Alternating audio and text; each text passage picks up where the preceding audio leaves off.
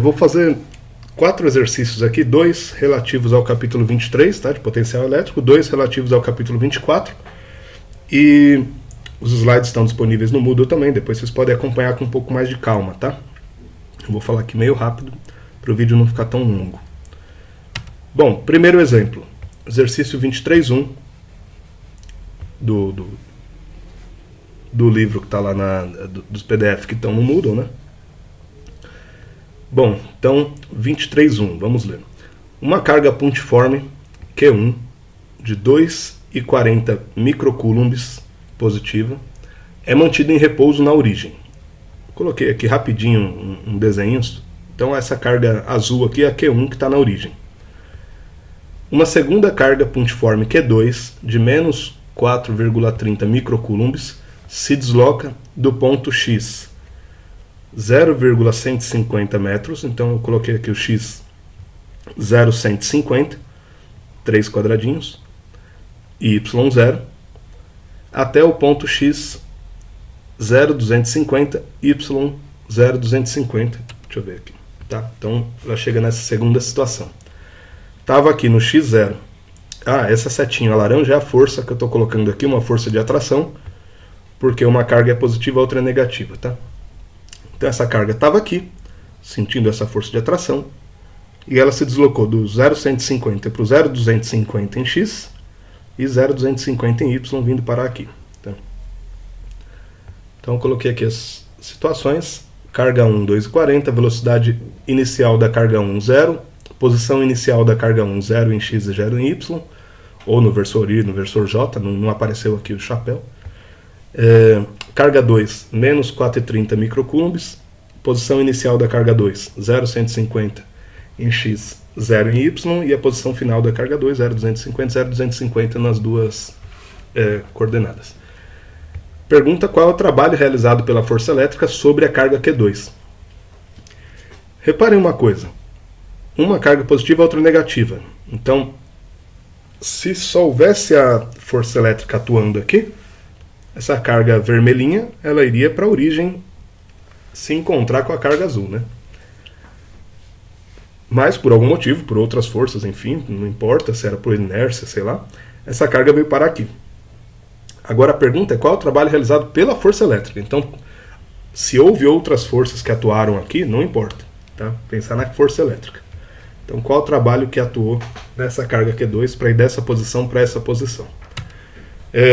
Como são duas cargas pontiformes, poderia fazer o cálculo a partir do trabalho baseado na relação entre força e distância entre as duas cargas. Aqui vale tomar alguns cuidados, tá? Eu tô falando isso porque parece meio natural assim. Bom, trabalho, qual é a definição mais básica? Força vezes deslocamento. Se eu calcular aqui o deslocamento, veio da posição aqui embaixo para a posição aqui em cima, eu calculo R, etc., consigo saber quanto que foi o trabalho? Tomem cuidado com isso, porque a força não é constante nesse deslocamento daqui para cá. Quando está próximo, a força tem um valor, conforme vai se afastando, a força vai tendo menos intensidade, já que a força varia em função do raio. Então, para eu fazer esse cálculo do trabalho em função da força e do deslocamento, eu teria que entender qual a função, como que varia a força em todo esse processo aqui dinâmico, e eu não sei qual foi o percurso aqui que foi feito no meio, então como que variou essa força. Então não dá para a gente calcular assim, tá? Precisaria ter muitas outras informações, tudo bem? Só que a força elétrica é uma força conservativa. Ela sempre aponta na direção entre as cargas. Então a gente pode usar o princípio de que o trabalho para ir de um ponto A até um ponto B é menos a variação de energia potencial entre esses pontos, ou seja, o B menos o A negativo aqui.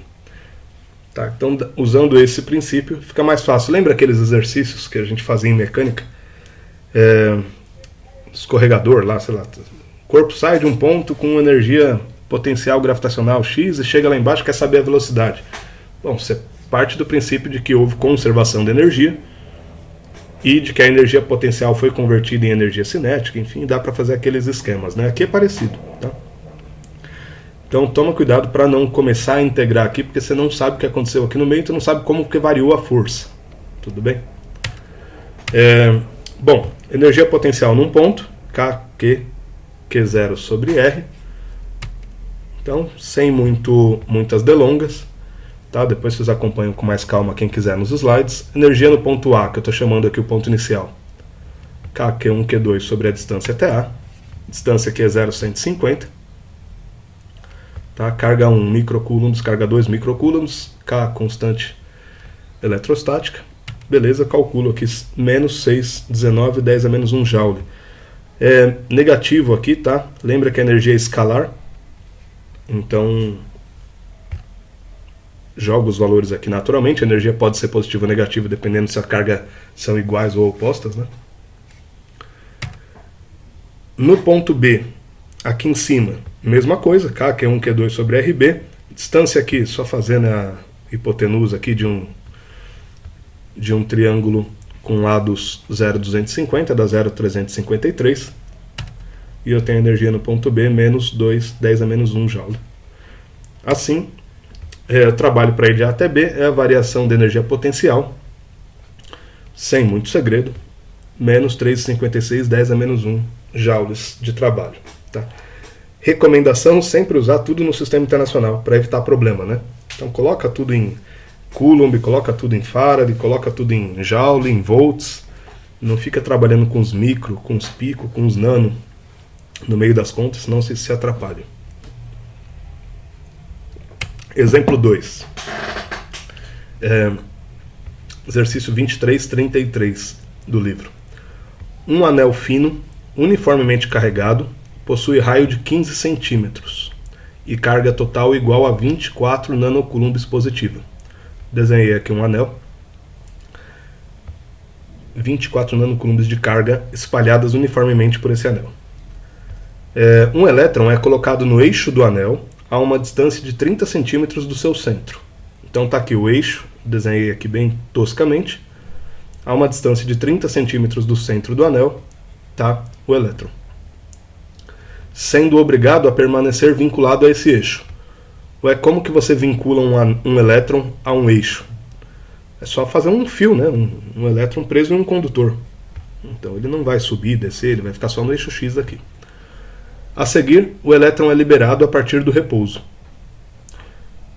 Então o elétron é solto aqui. O elétron negativo, reparem, não está a carga aqui, mas a carga do elétron menos 1,6, 10 a menos 19 coulombs, né? Carga elementar.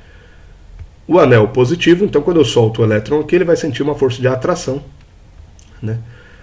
Descreva o movimento subsequente do elétron no item A, e B, calcule a velocidade escalar do elétron quando ele atinge o centro do anel. Então vamos lá. Qual o movimento? Descrever o movimento do elétron.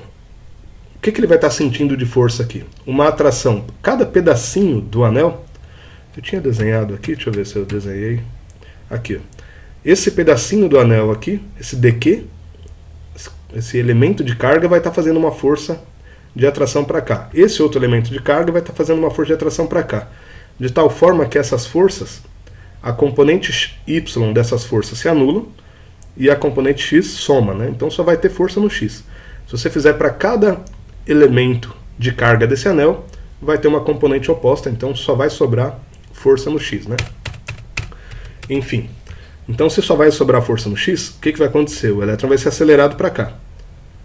Só que conforme ele vai chegando mais próximo do centro, quando ele chega aqui no centro, o componente de carga aqui de cima está fazendo uma força para cima de atração e o componente de carga de baixo fazendo uma força para baixo, então a força elétrica aqui é zero. A resultante é zero, né? Só que ele tem velocidade. Então ele tem inércia, ele continua o movimento. Quando ele continua para a esquerda, vai haver uma força de atração do lado contrário e ele vai voltar para o centro.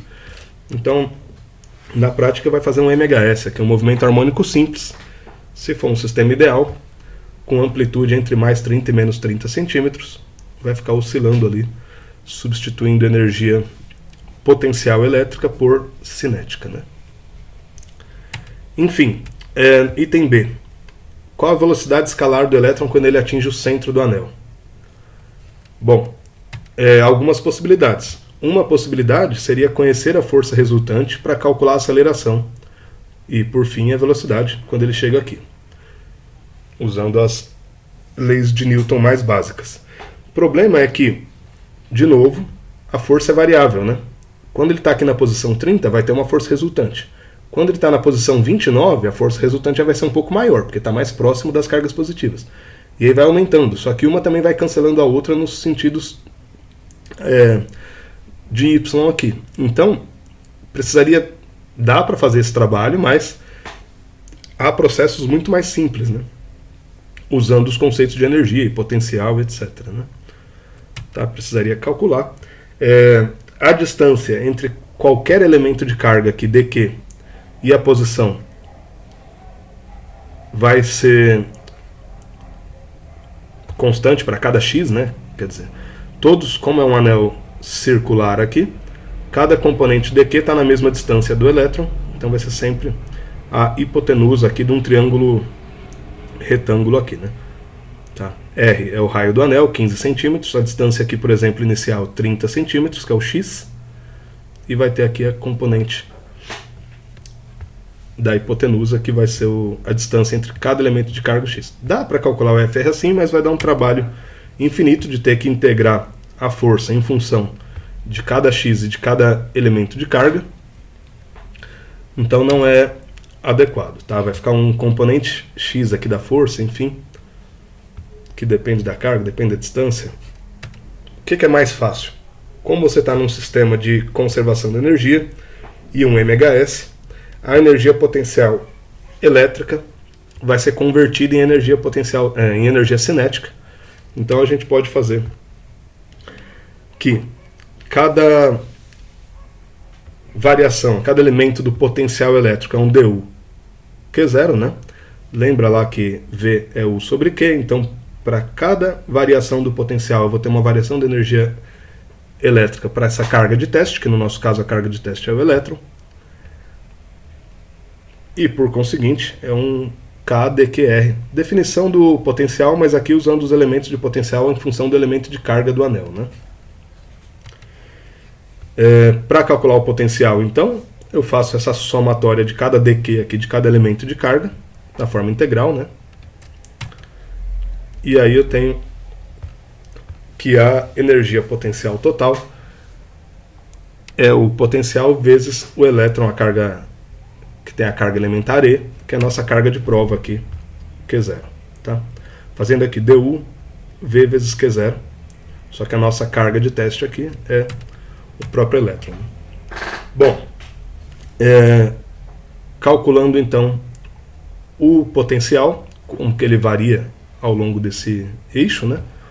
Eu preciso fazer a integral de toda a carga do anel de 0 até a carga total, porque cada elemento de carga vai gerar um potencial e uma energia no elétron, né? K é constante, essa distância é constante, que é a hipotenusa aqui do triângulo, x² r², e como eu não tenho uma dependência, uma função de Q aqui, é só o elemento dq, então eu integro 1, né, de 0 até Q, vai dar Q em função da distância, e aí eu tenho os valores todos. Tenho x, isso potencial inicial, tá? Não sei se passou batido aqui eu falando, mas o que a gente quer fazer, né? Quanto que tinha de energia potencial total quando o elétron estava em repouso?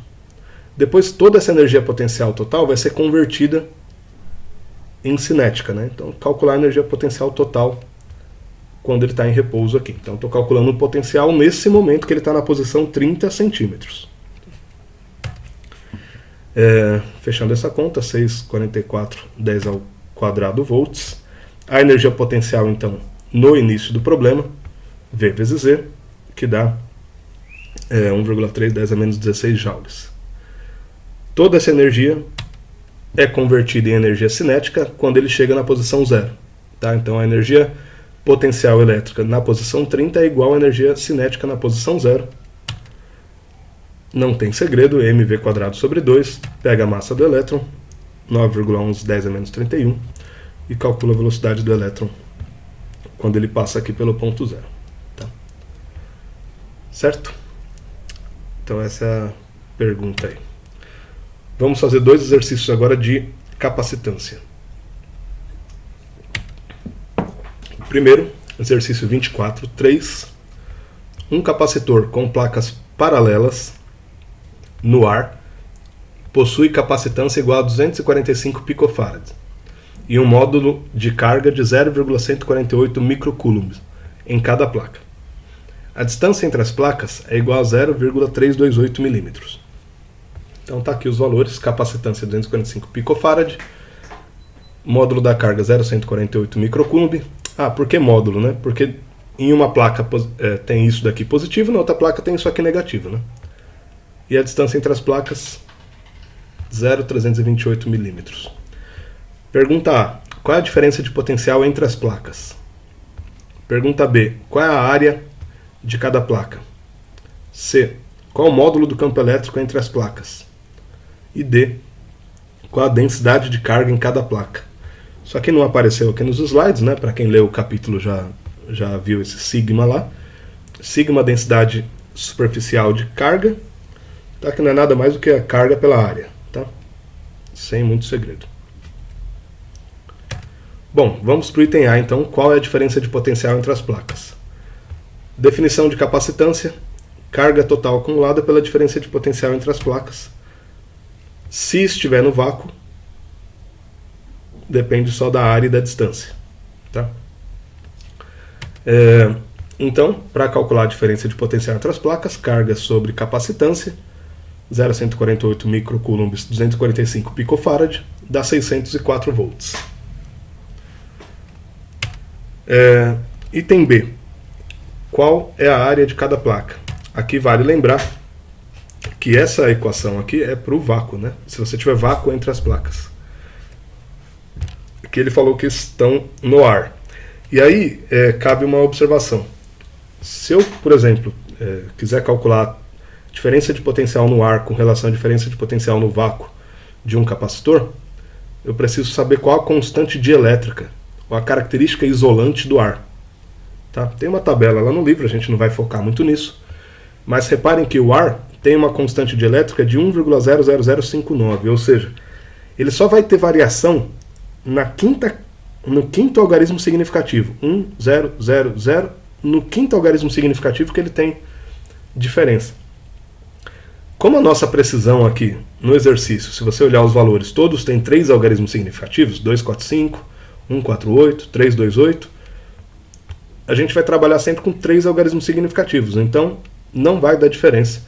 Eu posso usar a equação do vácuo no ar sem problema, porque continua dando 604 volts. Tá? Então dá para usar essa equação para calcular a área. Então capacitância pela permissividade elétrica do vácuo vezes a distância aqui. Tenho todos esses valores e eu chego numa área de 9, 10 a menos 3 metros quadrados para esse capacitor. Tá? Item C. Qual o módulo do campo elétrico entre as placas? Bom, se for capacitor de placas paralelas, lembra que depende a capacitância da forma, né? Então cada capacitor, dependendo se é um cilíndrico, se é um esférico, se é um plano, vai ter uma relação específica, vocês têm isso lá no capítulo. Tá? No caso de campo elétrico para capacitor de placas paralelas, posso usar a relação entre carga, a permissividade elétrica e a área, né? Então também só a aplicação de equação, tá? É mais exercício de a gente relembrar ou reforçar a leitura do capítulo para lembrar, bom, capacitor de placa paralela tem que usar uma certa relação, se for cilíndrico é outra relação, se for esférico é outra relação, tudo bem? E dá esse campo elétrico de 1,84 10⁶ volt por metro. Campo elétrico também pode ser dado em Newton por Coulomb, né? Ou volt por metro, enfim, são unidades equivalentes. Último item, qual a densidade de carga? Bom, agora eu já tenho a carga total que foi dada no problema. Tenho a área que eu calculei no item B. Densidade de carga, 1,63 10 a menos 5 Coulomb por metro quadrado, ou 16,3 microcoulomb por metro quadrado, que é mais usual usar o micro aqui, né? Por fim, último exemplo aqui do vídeo, 2414, uma associação de capacitores aqui, mista, né? Então, para o sistema de capacitores mostrados na figura 2424, que é essa figura aqui, acha a capacitância equivalente entre B e C, repara aqui, B e C, e entre A e C. Então, A e C. A e C seria a capacitância equivalente total do circuito, e B e C a capacitância equivalente entre esse trecho que tem dois capacitores em paralelo, né? Então, capacitância equivalente entre B e C, esse trecho que tem os dois em paralelo, basta eu somar as capacitâncias. Então, um capacitor tem 9 picofarad, o outro tem 11 picofarad. Aqui eu nem coloquei as potências de 10, porque já uma conta tão simples, né? Já dá os 20 picofarads aqui de capacitância. Item B. Entre o ponto A e o ponto C, o que a gente tem? Entre A e C, a gente tem um capacitor de 15 picofarads, aqui em cima, associado em série com o capacitor equivalente a esses dois capacitores em paralelo.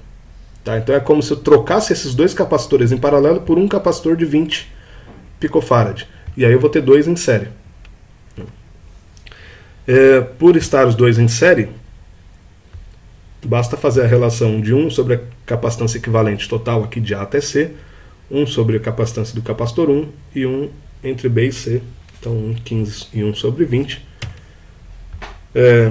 Vai dar uma capacitância equivalente de 8,57 picofarad. Tá?